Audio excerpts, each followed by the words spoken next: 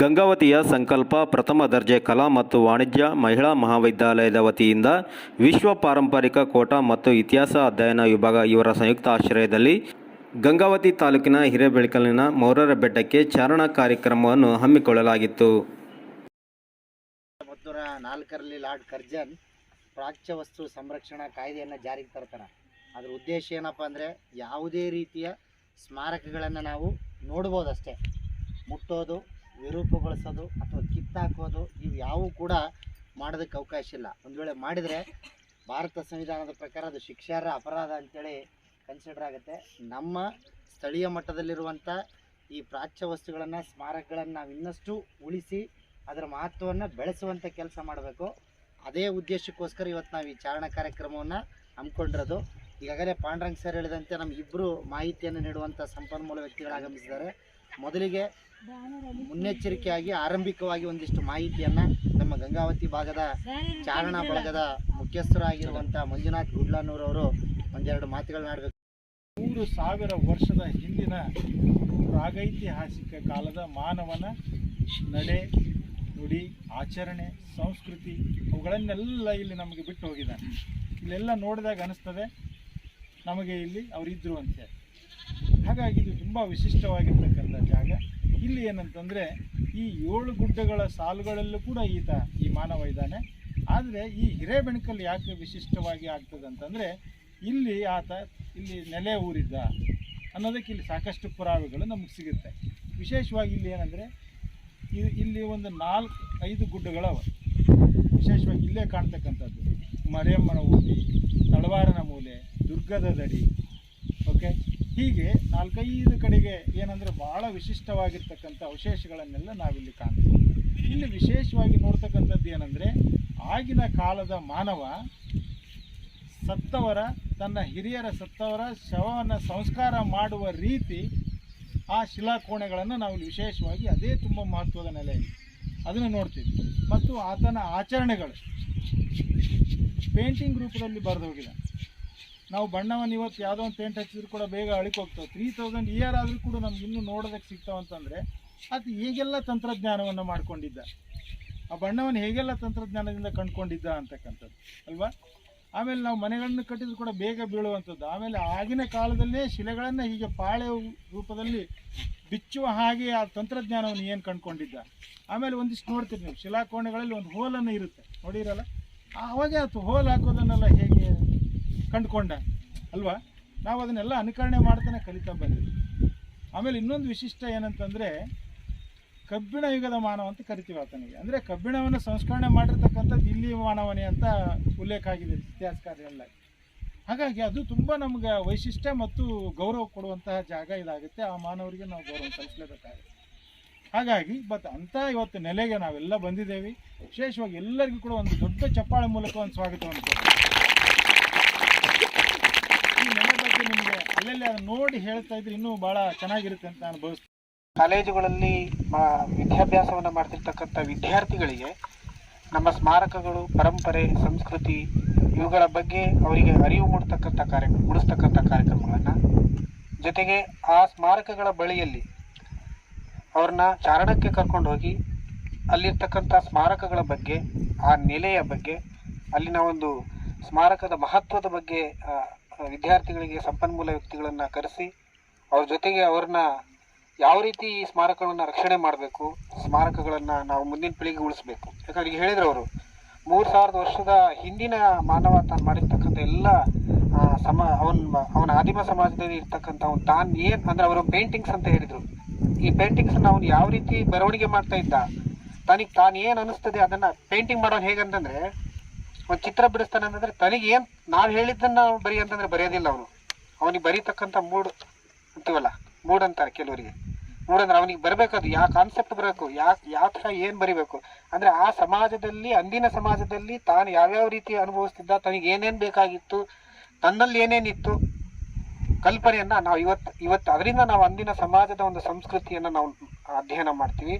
ಅಂದಿನ ಸಮಾಜ ಹೇಗಿತ್ತು. ಈ ನೆಲೆಗೆ ಮೊಟ್ಟ ಮೊದಲಿಗೆ 1925ರಲ್ಲಿ ಲಿಯೋಲಾರ್ಡೋ ಅನ್ನೋರ್ತಕ್ಕಂಥವ್ರು ಮೊದಲನೇ ಬಾರಿಗೆ ಈ ನೆಲೆಗೆ ಭೇಟಿ ಕೊಡ್ತಾರೆ. ಈ ನೆಲೆಯಲ್ಲಿರ್ತಕ್ಕಂಥ ಪ್ರಾಗೈತಿಹಾಸಿಕ ಇದರಲ್ಲೇ ಇವತ್ತಿಗೆ ಎಷ್ಟು ವರ್ಷ ಆಗಿದೆ? ಅದು ಒಂದು ಕೂಡ ಇತಿಹಾಸನೇ. ಮೋರ್ ದೆನ್ 100 ಇಯರ್ಸ್ ಆದರೆ 100 ವರ್ಷ ಒಂದು ವಸ್ತು 100 ವರ್ಷ ಆದರೆ ಅದನ್ನು ನಾವು ಪಾರಂಪರಿಕ ವಸ್ತು ಅಂತ ಹೇಳ್ತೀವಿ. ಪ್ರಾಚ್ಯತೆಯ ವಸ್ತು ಅಂತಂದರೆ ಏನ್ಷಂಟ್ ವ್ಯಾಲ್ಯೂ ಹೋಗುತ್ತದೆ, ಪ್ರಾಚ್ಯತೆಯ ಮೌಲ್ಯ ಅಂತ ಹೇಳ್ತೀವಿ ನಾವು. ಯಾವ ವಸ್ತು ಹಳೆಯದಾಗ್ತಾ ಹೋಗ್ತದೋ ಆ ವಸ್ತುವಿಗೆ ಹೆಚ್ಚಿನ ಬೆಲೆದಾಗುತ್ತೆ. ಆದರೆ ನಾವೇನು ಮಾಡ್ತೀವಿ ಅಂತಂದರೆ ನಮ್ಮ ಮನೆಗೆ ಒಂದು ನೇಗಿಲಿದೆ, ತೆಗೆದುಹಾಕು. ಇವತ್ತು ಟ್ರ್ಯಾಕ್ಟರ್ ಬಂದಿದೆ, ಹೌದ್ರಾ? ಹಳೆ ಟಿ ವಿ ತೆಗೆದುಹಾಕು, ಹೊಸ ಟಿ ವಿ ಬಂದಿದೆ, LED ಬಂದಿದೆ, LCD ಬಂದಿದೆ. ಅಂದರೆ ಯಾಕಂತಂದರೆ ಆ ವಸ್ತುವಿನ ನಾವು ಅದರ ಮೌಲ್ಯವನ್ನು ನಮಗೆ ಗೊತ್ತಾಗೋದಿಲ್ಲ. ಅದನ್ನು ಪ್ರಿಸರ್ವೇಷನ್, ಅದನ್ನು ಸಂರಕ್ಷಣೆ ಮಾಡಿ ನಾವು ಇಟ್ಕೊಂಡ್ರೆ ಅದ್ರ ವ್ಯಾಲ್ಯೂ ಮುಂದಿನ ಪೀಳಿಗೆಗೆ ಅದು ಬೇಕು. ಹಾಗೆ ಅವರು ಅವತ್ತು ಆ ನೆಲೆಯನ್ನು ಗುರುತಿಸಿ ಆ ನೆಲೆಯ ಬಗ್ಗೆ ಪ್ರಚಾರ ಮಾಡ್ತಕ್ಕಂಥ ಕೆಲಸವನ್ನು ಅವ್ರು ಮಾಡಿದರು.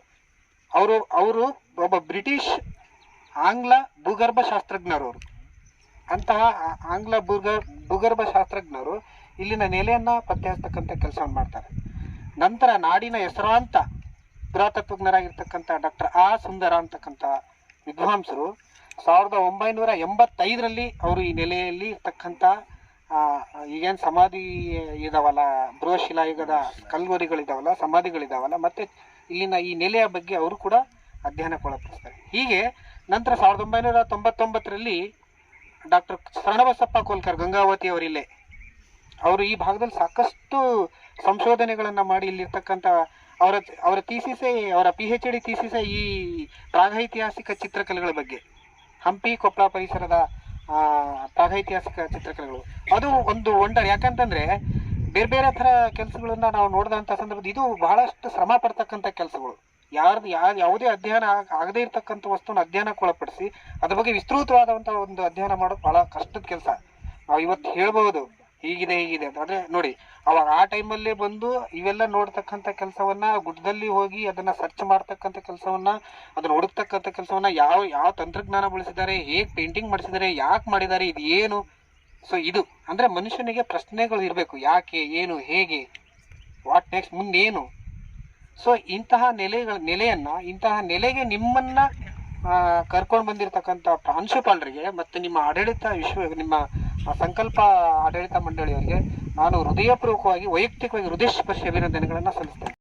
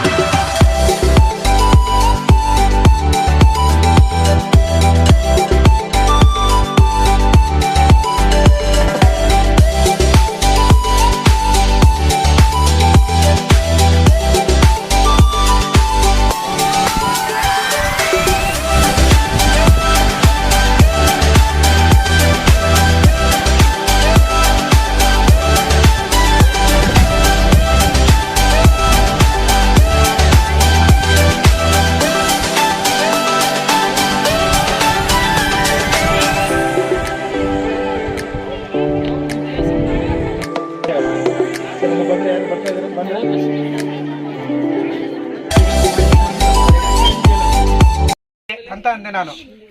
ಅಂದ್ರೆ ಕಲ್ಲು ಬಂಡೆ ಹೇಗೆ ನ್ಯಾಚುರಲ್ ಬಂಡೆ ಇರುತ್ತೋ ಆ ಬಂಡೆ ಮುಂಚಾಚಿದ ಕಲ್ಲು ಇರುತ್ತೆ ಅಂತ ಅಂದೆ ನಾನು. ಅಲ್ಲನ್ನ ಅಲ್ಲಿ ನಿಮಗೆ ಹೇಳಿದ ಕೇಳಿಸ್ತಾ ಇದೆಯಾ? ಅಂದ್ರೆ ಮುಂಚಾಚಿದ ಕಲ್ಲಿನಲ್ಲಿ ಪೇಂಟಿಂಗ್ಸ್ ಯಾಕೆ ಮಾಡ್ತಿದ್ದ ಅಂದ್ರೆ ಬಹುದಿನಗಳ ಕಾಲ ಉಳಿಬೇಕು ಪೇಂಟಿಂಗ್ಸ್ ಅಂತಂದ್ರೆ. ಇಲ್ಲಿ ಯಾಕೆ ಮಾಡಿದಾನೆ ಅಂದ್ರೆ ಇದು ಮುಂಚಾಚಿದ ಕಲ್ಲಿದೆ, ಜೊತೆಗೆ ಇಲ್ಲೆಲ್ಲ ನೀವು ಗಮನಿಸಿದಿರಿ ಇಲ್ಲೆಲ್ಲ ಪೇಂಟ್ಸ್ ಇದೆ ನೋಡಿ, ಒಬ್ರಿಗೊಬ್ರು ಕೈ ಹಿಡ್ಕೊಂಡು ನಿಂತ್ಕೊಂಡಿರ್ತಕ್ಕಂಥ ಮನುಷ್ಯನ ಆಕೃತಿಯ ಚಿತ್ರಗಳಿದಾವೆ. ಅರ್ಥ ಇದ್ರಾ? ಜೊತೆಗೆ ಈ ಭಾಗದಲ್ಲಿ ನಿಮಗೆಲ್ಲ ಮತ್ತೆ ಇಲ್ಲಿ ಪೇಂಟಿಂಗ್ಸ್ ಇರೋದ್ರಿಂದ, ಈ ಚಿತ್ರಗಳಿರೋದ್ರಿಂದ ಈ ಬೆಟ್ಟದ ಪರಿಸರದಲ್ಲಿ ಅವನು ವಾಸಸ್ಥಾನ ಉಳಿಸ್ಕೊಂಡ್ ಬಂದಿದ್ದಾರೆ ಅಂತಂದ್ರೆ ನಾವು ಇನ್ನು 3 ಸಾವಿರ ನಾವು ಉಳಿಸಿದ್ರೆ ಅವ್ರು ನೆಕ್ಸ್ಟ್ನವರು ಅದನ್ನ ಮುಂದಿನ ಪೀಳಿಗೆಗೆ ಜನರೇಷನ್ ಟು ಜನರೇಷನ್ ಹೋಗುತ್ತೆ. ಇದು ಕಲ್ಲಾಸರೆ ಹೇಗಿರುತ್ತೆ, ಕಲ್ಲಾಸರೆ ಇದನ್ನ ಯಾಕೆ ಮೊದಲಿಗೆ ನಮ್ಮ ಆರ್ಕಿಯಾಲಜಿಯನ್ನೇ ಓದಿರ್ತಕ್ಕಂಥ ಪರಿಚಯ ಮಾಡಿಕೊಟ್ರು ಅಂತ ಹೇಳಿ ನೋಡಿ. ಈಗ ಇಲ್ಲಿ ನಿಮಗೆ ಈ ಪೇಂಟಿಂಗ್ಸ್ ಯಾವ ಕಲರ್ ಇದೆ, ಬಣ್ಣವನ್ನ ತಯಾರಿಕಾ ವಿಧಾನಗಳನ್ನ ಹೇಗೆ ಮಾಡ್ತೀವಲ್ಲ, ಬಣ್ಣ ಅವರು ನ್ಯಾಚುರಲ್ ಬಣ್ಣ ಎಲ್ಲಿಂದ ತಯಾರಿಸ್ಕೊಳ್ತಾ ಇದ್ರು. ನಾವು ಹೋದಂಗೆ ಬೆಂಗಳೂರು ಮೈಸೂರಿಂದ ಈಗ ಇಲ್ಲ ದೊಡ್ಡ ಥರದ ಈಗ ಏನ್ಷಿಯಂಟ್ ಪೇಂಟ್ಸ್ ಅಂತ ಹೇಳ್ತೀವಿ, ಅದಕ್ಕೆ ಏನೇನು ಕೆಮಿಕಲ್ ಹಾಕಿ ಏನೇನು ಜಾಸ್ತಿ ಇದೆ ಉಳಿಸ್ಬೇಕು ಅಂತಕ್ಕಂಥದ್ದನ್ನ ನಾವು ಆ ಕೆಮಿಕಲ್ ಹೇಗೆ ಹಾಕ್ತೀವೋ ಅವ್ರೇನ್ ಮಾಡ್ತಾ ಇದ್ರು ಆ ಕಾಲದಲ್ಲಿ ಆದಿಮ ಸಮಾಜದಲ್ಲಿ ಇಲ್ಲೇ ಪೇಂಟಿಂಗ್ಸ್ ಕಲಿಸ್ಕೊಂಡಿದ್ದಾರೆ ನೋಡಿ. ಇಲ್ಲೆಲ್ಲ ವಾಸ ಮಾಡ್ತೀವಿ. ಯಾಕೆ? ಮಳೆ, ಬಿಸಿಲು, ಗಾಳಿ ರಕ್ಷಣೆ ಬೇಕಲ್ವಾ? ಅದಕ್ಕಾಗಿ ಈ ಬಂಡೆ ಸಂದುಗಳಲ್ಲಿ ಅವನು ವಾಸ ಮಾಡಿಕೊಂಡು ಇಲ್ಲಿ ತಾನಿಗೆ ತೋರಿದಂತಹ ಚಿತ್ರಗಳನ್ನ ಬರೀತಕ್ಕಂಥ ಒಂದು ಕಲೆಗಾರಿಕೆ ಅವರಿಗಿತ್ತು.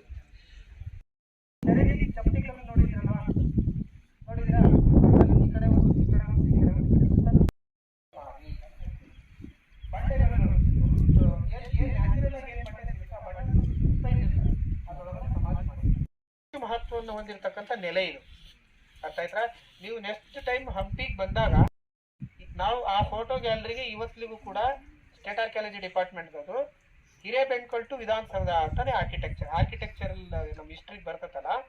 ಅಂದ್ರೆ ನಮ್ಮ ಸ್ಮಾರಕಗಳು ಯಾವ ಕಾಲದಿಂದ ಅಂದ್ರೆ ಸ್ಟಾರ್ಟ್ ನಾವು ಮಾಡಿದ್ರೆ ಹಿರೇಬೆಂಡ್ಕಲ್ಲಿಂದ ಕರ್ನಾಟಕನ ನೋಡ್ಕೊಂಡು ಬಂದಂಗೆ ಆಗುತ್ತೆ, ಆ ಫೀಲಿಂಗ್ ಇರುತ್ತೆ. ಅದಕ್ಕೆ ಇದು ಬಹಳ ಮಹತ್ವವಾಗಿರ್ತಕ್ಕಂಥ ಒಂದು ನೆಲೆ. ಏನಾರ ಪ್ರಶ್ನೆ ಇದ್ರೆ ಕೇಳಿ.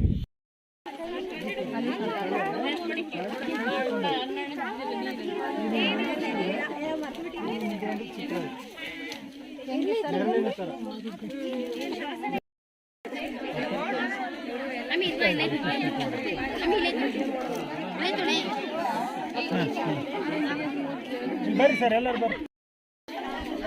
ಇದೇನಂತಂದ್ರೆ ಎರಡು ಸಮಾಧಿಗಳ ನಡುವೆ ಇದನ್ನೊಂದು ಮನುಷ್ಯನ ನೆರಳಿನ ಆಕಾರದಲ್ಲಿ ಇದನ್ನ ಕಟ್ ಮಾಡಲಾಗಿದೆ. ಇದನ್ನು ನಿಂದಿರಿಸಿದ್ದಾರೆ. ಇದು ಆ್ಯಕ್ಚುಲಿ ಇದು ಒಂದು ಕೈ, ಕೆಳಗಡೆ ಒಂದು ಕೈ ಸಿಕ್ಕೊಂಡಿದೆ. ಇದು ಆ್ಯಕ್ಚುಲಿ ತಲೆ, ಇದು ಅದು ಬೇಸ್. ಹೀಗೆ ನೆರಳಿನ ಆಕಾರದಲ್ಲಿ ಇದನ್ನೇನಂದ್ರೆ ಅವ್ರಿಗೆ ಇಬ್ಬರ ಗಣ್ಯ ವ್ಯಕ್ತಿಗಳಾಗಿರ್ಬೋದು, ಅವರ ನೆನಪಿಗಾಗಿ ಈ ರೀತಿ ಒಂದು ಶಿಲಾಗೊಂಬೆಯನ್ನು ನಿಲ್ಲಿಸಲಾಗಿದೆ.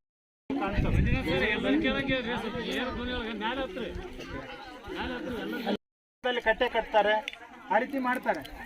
ಇದು ಏನಂದ್ರೆ ವಿಶೇಷವಾಗಿ ಎರಡು ಇಲ್ಲಿ ಏನಂದ್ರೆ ಶಿಲಾ ಸಮಾಧಿಗಳಿದಾವೆ. ಆ ಸಮಾಧಿಗಳ ನಡುವೆ ಈ ರೀತಿ ಮನುಷ್ಯನ ನೆರಳಿನ ಆಕಾರದಲ್ಲಿ ಅಂದ್ರೆ ಹೀಗೆ ಕೈಗಳನ್ನು ಮಾತ್ರ ತೋರಿಸಿ ತಲೆಯನ್ನು ತೋರಿಸಲಾಗಿದೆ. ಆ ರೀತಿ ಶಿಲಾಗೊಂಬೆ